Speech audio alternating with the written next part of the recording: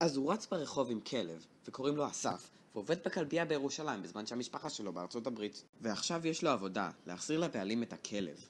אז הוא רץ ברחוב עם כלב, ונכנס לפיצריה, והאיש של הפיצה שואל איפה היא, ונותן לאסף פיצה. כן, והכלב הוא בעצם כלבה.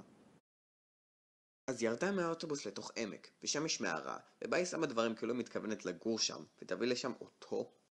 אז הוא רץ ברחוב עם כלבה, והיא הוביל אותו לכנסייה, והוא נכנס לכנסייה, והייתה שם נזירה שהכירה את הכלבה, אבל לא את אסף. רגע, מי, למה? שאלה טובה. הנה פיצה.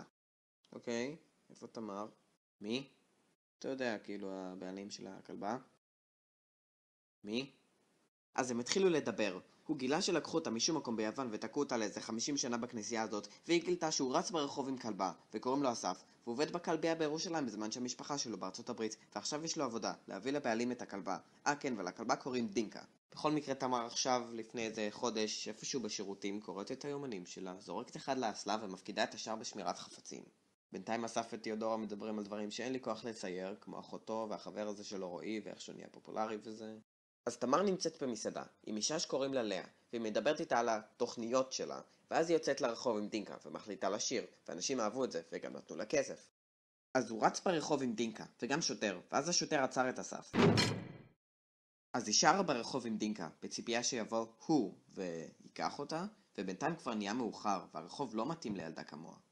אז הוא עדיין בתא עם דינקה, ונכנסו גם חוקרים, והם מנסים גם לחקור אותו. אז מסתבר שהם מכירים את דינקה, אבל לא את אסף, והם מנסים להבין מאיפה הוא השיג את הכלבה, ואיפה הילדה שעשתה דברים רעים מספיק בשביל שהמשטרה תרדוף אחריה. אבל למזלו של אסף יש לו כנס בכיס שמראה שהוא רץ אוקיי, אמרתי את זה מספיק פעמים כבר.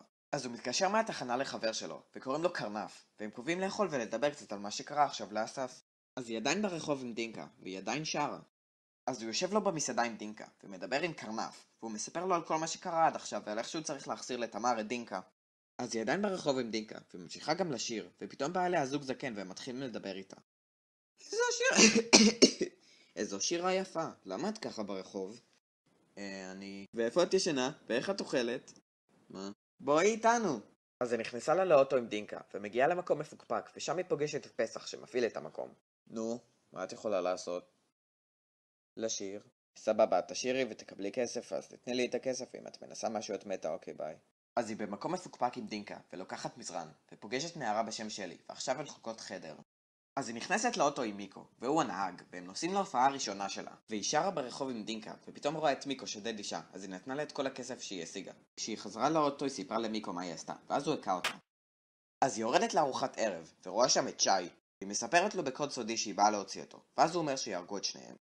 אז הוא רץ ברחוב עם דינקה, ומתיישב על ספסל, ופתאום בא מישהו חצי פנים שרופות, והוא הכיר את דינקה, אבל לא את אסף. רגע, מי, למה? אז אני רץ ברחוב. אוקיי, אז איך היא רואה?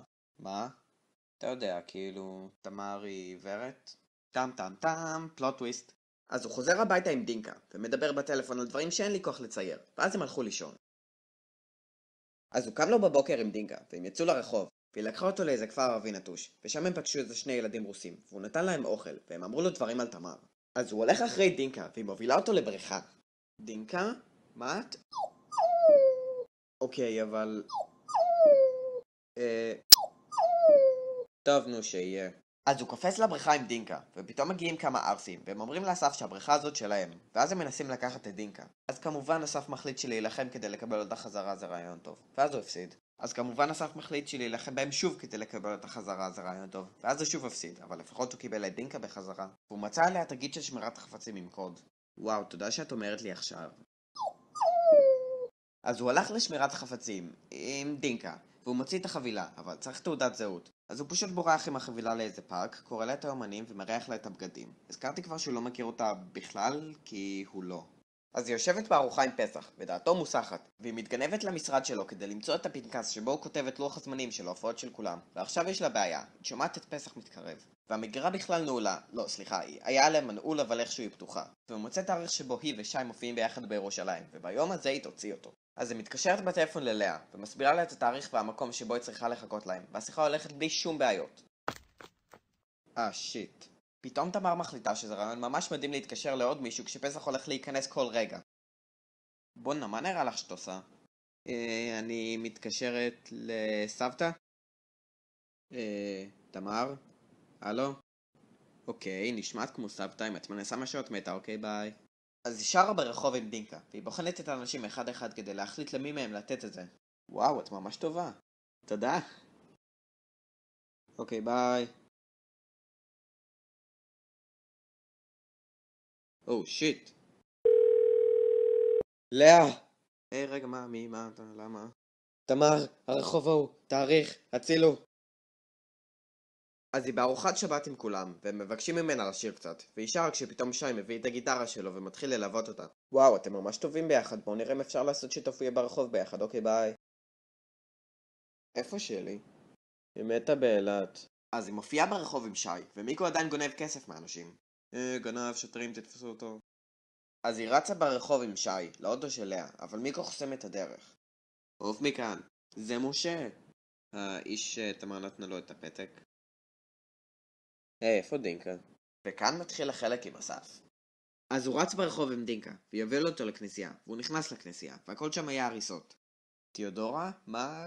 הם מחפשים את תמר, אתה חייב ללכת. אוקיי, אבל... לך! לך! טוב, שיהיה. רגע, אני גם אצא. אבל לא יצאת כבר 50... לך! אוקיי. אז הוא רץ ברחוב עם דינקה, וגם שוטרים, והרבה.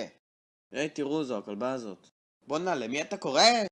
אז היא רצה ברחוב עם נער, וקוראים לו אסף, והיא לוקחת אותו למסעדה של לאה, ושם הייתה לאה, והיא הכירה את דינקה, אבל לא את אסף. היי, רגע, למה? אני רץ ברחוב עם דינקה, קוראים לי אסף, אני עובד בכלבייה, בלה בלה בלה, שמענו את זה כבר מספיק פעמים, לא? אז היא נותנת לו טרמפ לתחנת האוטובוס, והוא יוצא מהאוטו, לתוך עמק, ושם יש מערה, ובמערה יש אנשים שיכירו את דינקה, שלא נמצאת שם כי אסף קשר אותה לעץ, אבל לא את אסף. היי, אתה, מה אתה, למה? דינקה! רצתי ברחוב עם דינקה. והבאת אותה אליי? דש מתיאודורה ולאה ומשה וסרגי ומצליח והזאת שמנגנת בצ'לו. וקראתי לך את היומנים. מה? והערכתי לך את הבגדים. אמר שי שמאוד מתגעגע להירואין. טוב, עכשיו אתה עוזר לי עם זה. אוקיי, אז זה אח שלך. והוא נקלע לתוך איזו עבדות מוזרה. ואת גם נכנסת כדי לשחרר אותו. אוקיי, זה היה מאוד לא ברור מהספר עד עכשיו. מה, איזה ספר? אוקיי, אני צריך ללכת עכשיו, אבל אני אחזור. אז הוא דיבר בטלפון על דברים שאין לי כוח לצייר, הביא להורים של תמר הודעה, ואז חזר.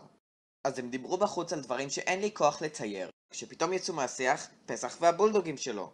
או שי, תראה מה יש לי פה. לא. בוא נהיה. הגעתי, ויש גם שוטרים. אז הם עצרו את פסח, וקרנף הסיע אותם לבית של שי ותמר, ואחרי שנה שי סוף סוף פגש את ההורים שלו. ואז תמר ואסף חזרו למערה. כן, תמר לא עיוורת.